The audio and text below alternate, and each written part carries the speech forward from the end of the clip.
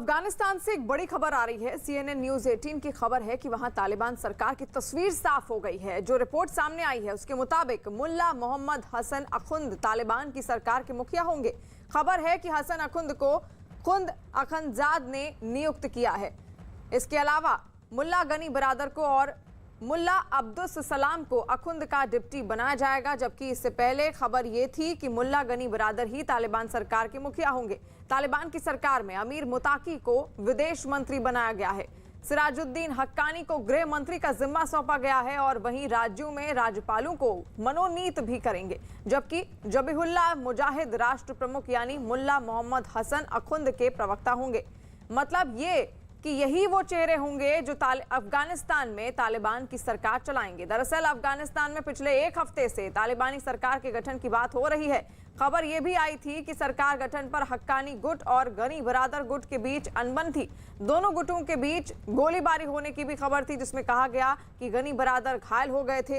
यही नहीं, एक रोज पहले ही तालिबान की तरफ से चीन, पाकिस्तान और ईरान समेत कई देशों को तालिबान सरकार की गठन का न्योता भी भेजा गया है।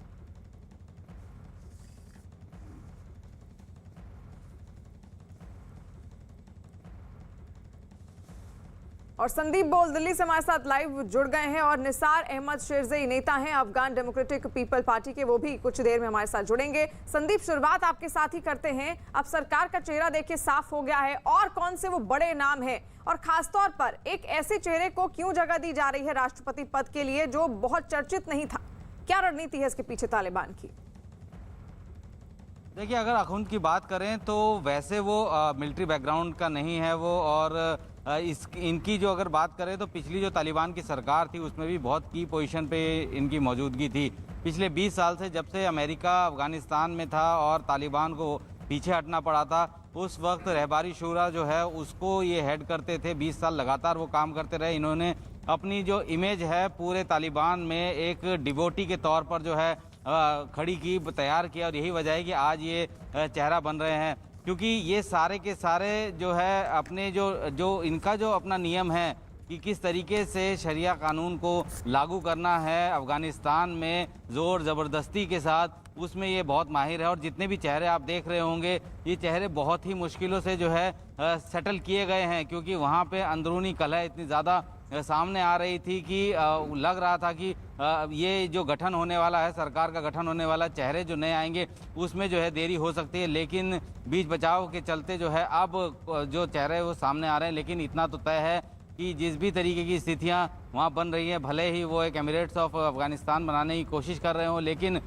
जिस तरीके से पूरी दुनिया में उनको जो है दरकिनार करने की कोशिश की जा रही है उनके कृत्यों के लिए, काम के लिए, तो उम्मीद बहुत कम है कि ये जो नया चेहरा, नया सरकार, नया बिल्कुल, और इसके पीछे की रणनीति भी बहुत कुछ साफ होती हुई नजर आ रही है। निसार अहमद शेरज़ई है, नेता है अफगान डेमोक्रेटिक पीपल पार्टी के, हमारे साथ जुड़ गए हैं। बहुत स्वागत निसार साहब आपका न्यूज 18 इंडिया पर। सबसे पहला सवाल यही कि आखिर जो नया चेहरा है तालिबानी सरकार का, किस तरह से देखते हैं आप इसे? नमस्कार। ये तालिबान तो हर दिन चेहरा बदलता है। इसका मालूम नहीं आता, पता नहीं कि कहाँ से आता है, कौन है, इसका पीछे भी इसका पहचान क्या है। अभी बहुत सारे ये अभी अयबतुल्लाह खान के बारे में अगर बोले, अगर मुल्ला बरादर के बारे में, इसी तरह इसे नेताओं में के बारे में बहुत अभी शक है कि ये इसके पीछे ये सब असलियत इनका पाकिस्तान जो चेहरा उसके साथ अच्छा काम करता है, जो चेहरा पाकिस्तान का पसंद आया उसको आगे करता। ये तो बात है, यही बात है कि हमें कहता हूँ ये तालिबान के इख्तियार इसके पास नहीं, सब इख्तियार ISI पाकिस्तान और आर्मी चीफ पाकिस्तान के पास है, पाकिस्तानियों के पास है। तो जो पाकिस्तान चाहिए वही करते। एक दुकानदार, कई साल पहले एक दुकानदार जो था, ये मुल्ला बरादर देखो ये कौन था, यही एक दुकानदार किसी तालिब लीडर के नाम से भेज गया अफगानिस्तान में, प्रेसिडेंट के साथ 5-6 साल पहले मीटिंग किया। जो चाहे पाकिस्तान कर सकता है, जो चेहरा आ गया आता है आगे करते। बिल्कुल, यानी कि निसार साहब इसमें सबसे बड़ा चेहरा जो रोल प्ले कर रहा है वो है पाकिस्तान। लेकिन इस बीच एक और खबर सामने आई है जहां पर आपको ये बता दें कि अफगानिस्तान की पंजशीर पर कब्जे के लिए तालिबान और नॉर्दर्न अलायंस के बीच भीषण युद्ध हुआ, जिसमें काफी खून बहा। इसके बाद तालिबान ने पंजशीर पर कब्जे का दावा किया। हालांकि नॉर्दर्न अलायंस की तरफ से इसे खारिज कर दिया गया है। पंजशीर पर कब्जे के दौरान तालिबान की मदद के लिए पाकिस्तान की तरफ से भी हवाई हमले किए गए, जिसका न सिर्फ अफगानिस्तान में बल्कि दुनिया के अलग अलग देशों में भी विरोध हो रहा है। इसी से जुड़ी 5 तस्वीरें आपके सामने हैं। पहली तस्वीर काबुल की है, जहां पंजशीर पर पाकिस्तान के हमले के विरोध में युवाओं ने सड़कों पर उतरकर विरोध जताया है। दूसरी तस्वीर अफगानिस्तान के बल्ख प्रांत की है, जहां सड़कों पर महिलाओं ने तालिबान के विरोध में प्रदर्शन किया। और तीसरी तस्वीर अमेरिका के वॉशिंगटन डीसी की है, जहां अफगान मूल के लोगों ने तालिबान के विरोध में प्रदर्शन किया है। चौथी तस्वीर भी अमेरिका के वॉशिंगटन डीसी की है, जहां लोगों ने एनआरएफ के समर्थन के विरोध में प्रदर्शन किया है। पांचवी तस्वीर काबुल की है, जहां पंजशीर पर पाकिस्तान के हवाई हमले के विरोध में प्रदर्शन किया गया। 5 तस्वीरें देखिए अलग अलग, ये दुनिया के अलग अलग हिस्सों की तस्वीरें हैं। हालांकि अफगानिस्तान में जो हालात इस वक्त तालिबान ने पैदा कर दिए हैं, उसी की वजह से ये विरोध प्रदर्शन अब जारी है और तालिबान के खिलाफ दुनिया के हर कोने में अब उसका विरोध हो रहा है। संदीप हमारे साथ जुड़े हुए हैं लगातार। संदीप, देखिए अब तालिबान जो कुछ भी कर रहा है अफगानिस्तान में, और ये भी कहा जा रहा है कि काफी खून खराबा जब से उसने पंजशीर पे वो कब्जा किया है, खून खराबा भी मचाया है और अब उसका विरोध कहीं ना कहीं शुरू हो गया है। और इसकी शुरुआत काबुल में भी हो गई है। काबुल में भी लोग अब जमकर विरोध कर रहे हैं तालिबान के खिलाफ, यानी कि सरकार चलाना बहुत मुश्किल हो सकता है तालिबान के लिए। देखिए, सरकार चलाना बहुत मुश्किल इसलिए नहीं हो सकता क्योंकि तालिबान जो है वो किसी भी तरीके की मर्सी नहीं दिखाता है। अगर उनके अगेंस्ट कोई खड़ा होगा तो उसको उसकी आवाज़ को कुचल दिया जाएगा। पिछले रिजीम में भी यही हुआ और इस रिजीम में भी ऐसा होना जो है वो लाजमी है। और यही वजह है कि तालिबान जो है कुछ ज़्यादा ही अपने आप को जो है सोशल मीडिया पे इस तरीके से पोर्ट्रे कर रहा है कि जो भी कुछ वहाँ पे हो रहा है वो हम लोग जो है, चाहे पंजशीर की बात करें, वहाँ पे जो है उन्होंने कब्जा कर लिया है। इस तरीके की वीडियोस बाहर सामने आ रहे हैं। कोशिश तालिबान की यही है कि जितने ही बाकी प्रोविंस हैं वहाँ पे किसी भी तरीके का प्रोटेस्ट या कोई रेजिस्टेंस उनको ना मिले। अगर दोबारा से कोई रेजिस्टेंस शुरू होता है तो तालिबान के लिए मुश्किल हो जाएगा, जैसे कि पंजशीर में उसको मुश्किल हो रहा है। क्योंकि तालिबान ज़रूर कह रहा है कि हमने पंजशीर पर कब्जा कर लिया, लेकिन एनआरएफ साफ कर रहा है कि अभी भी कब्जा नहीं हुआ है। तो ये एक स्ट्रेटजी है, स्ट्रेटजी के तौर पर जो है तालिबान इस वक्त चल रहा है। लेकिन ये बात बहुत अच्छी नज़र आ रही है कि अफगानिस्तान में अब आम नागरिक लोग जो है वो सड़कों पर आ रहे हैं, प्रोटेस्ट कर रहे हैं, क्योंकि पिछले तालिबान के रिजीम में इस तरीके की चीज़ें नहीं होती थी। तो अब ये चीज़ें हो रही हैं और ये तालिबान के लिए मुश्किलों वाली बात हो सकती है। बाकी सरकार चलाना और सरकार को कैसे आगे बढ़ाना सबको पता है कि उनकी नियत, नीति और उनके कर्म कैसे हैं। तो ऐसे में उनको बिल्कुल भी अपनी सरकार को चलाने के लिए जो है बिल्कुल भी कोई दिक्कतें उनको पेश नहीं आएंगी, क्योंकि अगर कोई भी उनके खिलाफ आवाज़ उठाता है तो उसका आवाज़ को बंद कर दिया जाएगा। तो अभी जिस तरीके के हालात बने हुए हैं अफगानिस्तान में, तालिबान को सिर्फ एक बात का डर सता रहा है, कहीं दूसरे प्रोविंस भी जो है पंजशीर की तरह रजिस्ट ना करना शुरू कर दें। और अगर ऐसा होता है तो उनकी मुश्किलें बढ़नी तय है। बिल्कुल। और संदीप, यहाँ पर जो तस्वीरें भी हमारे सामने आई, लगातार अब महिलाएं भी सड़कों पर उतर आई हैं तालिबान के खिलाफ। और अगर सत्ता चलानी है तो तालिबान को जनता का दिल भी जीतना होगा। और तालिबान के पंजशीर में किए गए हमले का विरोध होना भी अब शुरू हो गया है। काबुल में कुछ युवा सड़कों पर उतर आए। कहा जा रहा है कि पंजशीर में तालिबान ने बहुत सारे लोगों को मारा और काबुल के ये युवा इसी बात पर गुस्से में हैं। वो बीच सड़क पर बैनर लेकर प्रदर्शन करने लगे, जिसकी वजह से गाड़ियों की रफ्तार तो धीमी पड़ी ही, लेकिन इन युवाओं का गुस्सा आसमान पर रहा और उन्होंने पाकिस्तान और तालिबान के खिलाफ खूब नारे लगाए।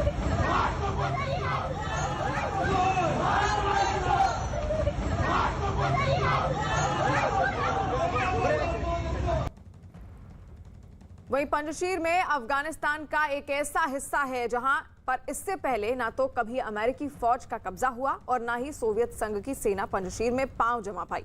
आखिर ऐसा क्या है पंजशीर में, ये समझाना अहम है। पंजशीर की दूरी काबुल से बहुत ज्यादा नहीं है। काबुल के उत्तर में यानी नक्शे में देखेंगे तो काबुल के ऊपर ही पंजशीर दिखता है और ये एक ऐसी जगह है जो कुदरती तौर पर किसी किले के से कम नहीं है। पंजशीर असल में कोई शहर नहीं बल्कि एक घाटी का नाम है। चारों तरफ से पहाड़ियों से घिरी हुई एक ऐसी जगह जिसकी हिफाजत खुद कुदरत करती है। ऊंचाई पर जो भी होता है उसे जंग में मदद मिलती है। यहाँ भी हाल कुछ ऐसा ही है।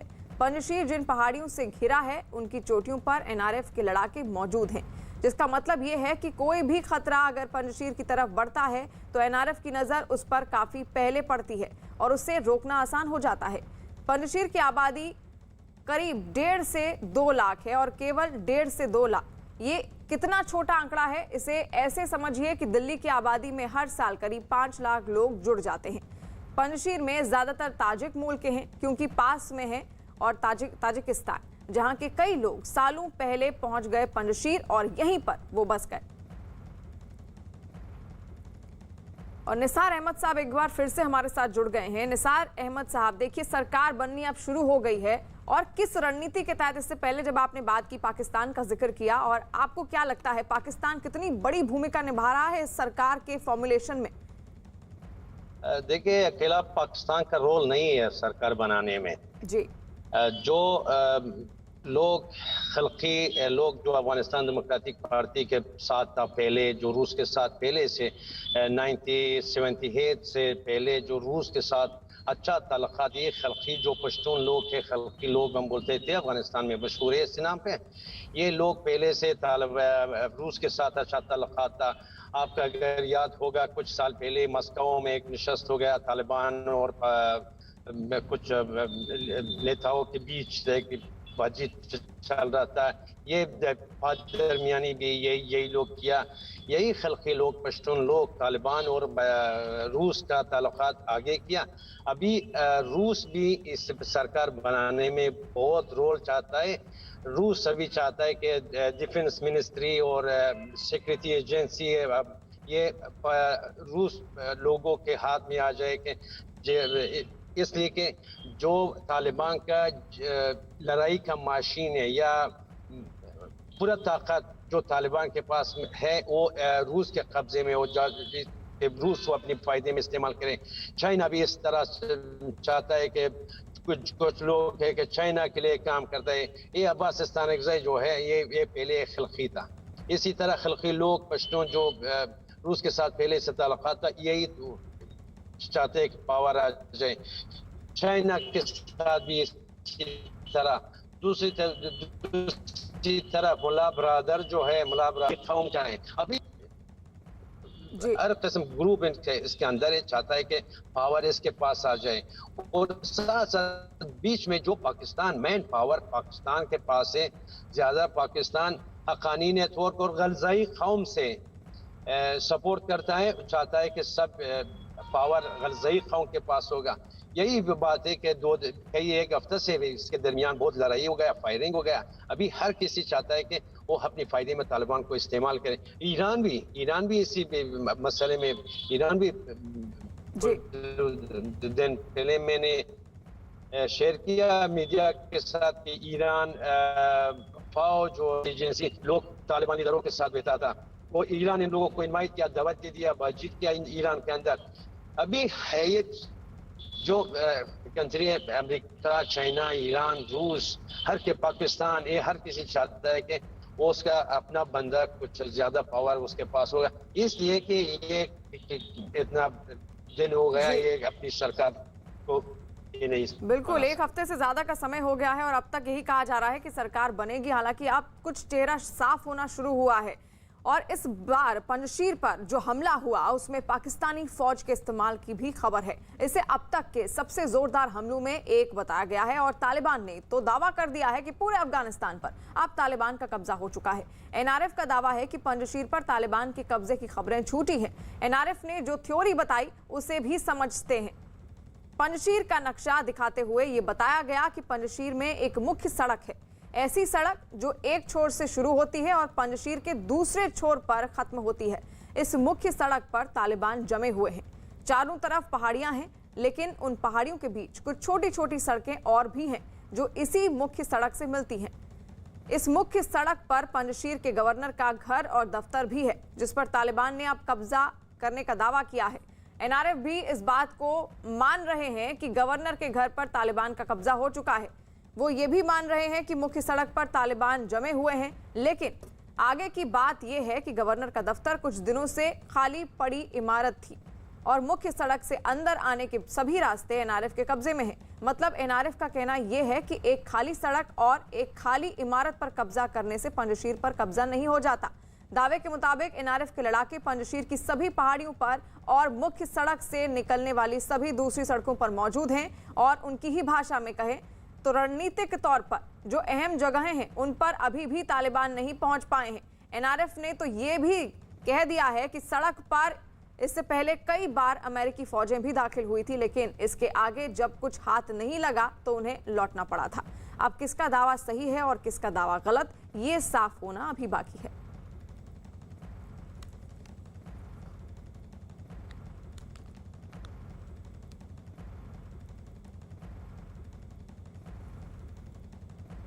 एक तरफ तालिबान अफगानिस्तान में सरकार बनाने की तैयारी में है, तो वहीं दूसरी तरफ वहां अलग अलग इलाकों में तालिबान सरकार का विरोध भी शुरू हो गया है। अफगानिस्तान के बल्ख प्रांत में तो तालिबान के विरोध में महिलाओं ने मोर्चा खोल दिया है। तालिबान के खिलाफ आवाज बुलंद करते हुए महिलाएं शहर की सड़कों पर उतर आई हैं और तालिबान के खिलाफ जमकर नारेबाजी की।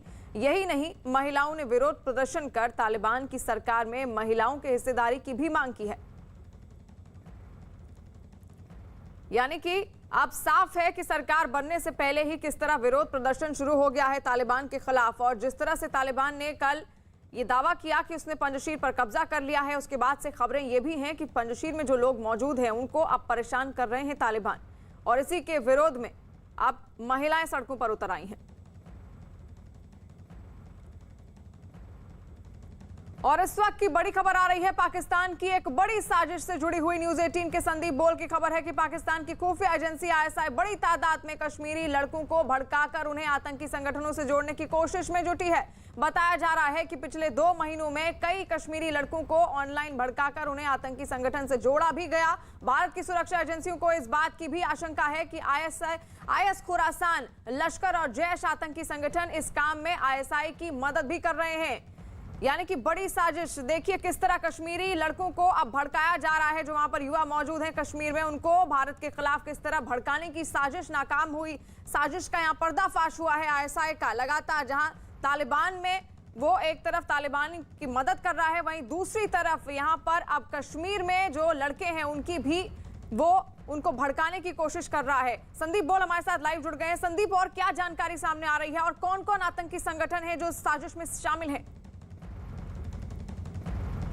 देखिए, अब लगातार आईएसआई जो है कोशिश में लगा हुआ है कि जम्मू कश्मीर में वो युवा जो कि जिनको जो पूरी तरीके से बरगला कर जो है आतंकी तंजीमों में शामिल किया जा सके, उसको लेकर ग्राउंड वर्क जो है वो काफ़ी दिनों से पहले ही चल रहा था। लेकिन जिस तरीके से तालिबान को सत्ता दिलाने के लिए आईएसआई और उनकी आर्मी पूरी तरीके से डिवोटेड हो चुकी थी, उसके चलते जो है इसमें बहुत ज़्यादा एक्टिविटी नज़र नहीं आ रही थी। लेकिन अब जो है जैसे ही वहाँ पर तालिबान को सत्ता सौंपने के बाद जो है अब आईएसआई की नज़र एक बार फिर से जम्मू कश्मीर में है, और यही वजह है कि लगातार वो वहाँ के लोगों को, वहाँ के युवाओं को जो है बरगलाने की कोशिश कर रहा है। ऑनलाइन के ज़रिए सबसे ज़्यादा जो है रिक्रूटमेंट की खबरें आ रही हैं कि ऑनलाइन में, जैसे कि ऑनलाइन टाउन हॉल जो होते हैं उनमें भी जो है कश्मीर के युवाओं को जोड़ा जा रहा है और उनको जो है ब्रेन वॉश करके उन्हें आतंकी तंजीमों में शामिल किया जा रहा है। अगर 31 मई तक की अगर बात करें तो तकरीबन 80 ऐसे युवा हैं जिनके आतंकी तंजीमों में शामिल होने की खबरें आई हैं। तो अब पिछले 2 महीने में और भी इसकी उम्मीदें हैं कि आशंका है कि ये बड़े होंगे। इनकी सबसे बड़ी दिक्कत ये है कि जम्मू कश्मीर में जो आतंकी ये लोग रिक्रूट करते हैं उनको ट्रेनिंग नहीं होती है, और वो जो किसी भी छोटी एक्टिविटी करते वक्त जो है किसी एनकाउंटर में जो है उनको ढेर कर दिया जाता है। लेकिन अब इनके पास, पाकिस्तान के पास, आईएसआई के पास वो लड़ाके हैं जैश, लश्कर के, जो कि अब तक तालिबान के साथ मिलकर लड़ रहे थे। अब उनके पास वहाँ कोई काम नहीं बचा है, तो लिहाजा उनको अब भर भर के बसों में पीओके के पास लाया जा रहा है। यानी कि बड़ी साजिश यहाँ पर बिल्कुल पीओके तक उनको पहुंचाने की कोशिश की जा रही है और अलग अलग तरीके से उनका ब्रेन वॉश किया जा रहा है आईएसआई द्वारा। न्यूज 18 और बायजूस एक बार फिर लेकर आ रहे हैं यंग जीनियस सीजन 2। अगर आप भी किसी ऐसे बच्चे को जानते हैं जिनकी उम्र तो छोटी है लेकिन काम बड़े हैं, वो बच्चे जिनका हुनर सबसे अलग है, या उस बच्चे के कारनामे सबको हैरान कर देते हैं, तो उनका नाम आज ही रजिस्टर करवाएं news 18 Byju's young genius season 2 के लिए।